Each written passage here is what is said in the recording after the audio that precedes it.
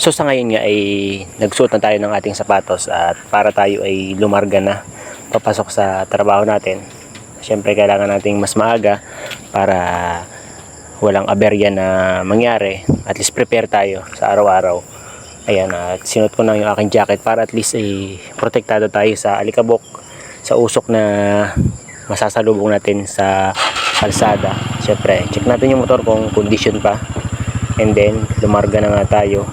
At syempre, itong video na to ay para doon sa mga empleyado na yung routine nila sa araw-araw ay ganito.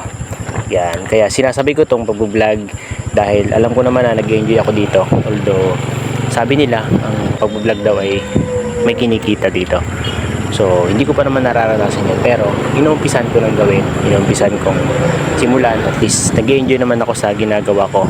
At gusto ko na balang araw ay mapakinabangan ko at makita ko yung resulta ng mga ginagawa ko na pag-vlog. And then, although wala pa akong kinikita dito, syempre, ginagawa natin ang paraan na tuloy-tuloy lang tayo at mag-enjoy lang tayo sa ating ginagawa.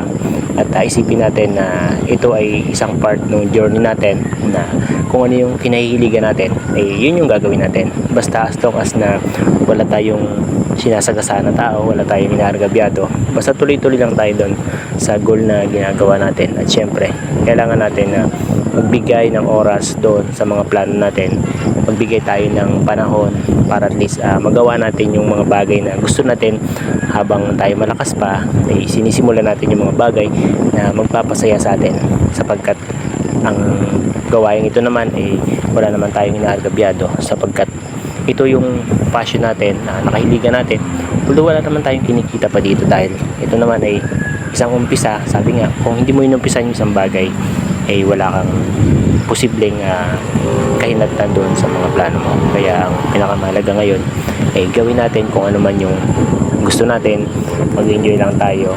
At syempre sa bawat biyahe natin, kailangan natin yung pag-iingat, syempre para magtuloy-tuloy yung ating mga plano.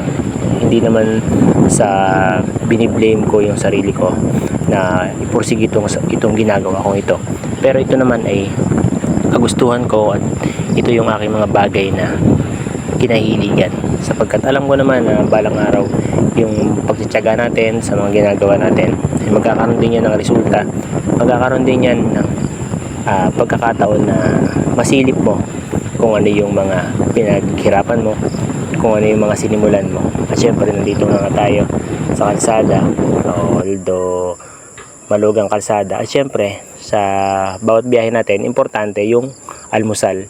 Importante na kumain tayo ng tama sa oras para naman at least yung maghapon natin ay prepare tayo.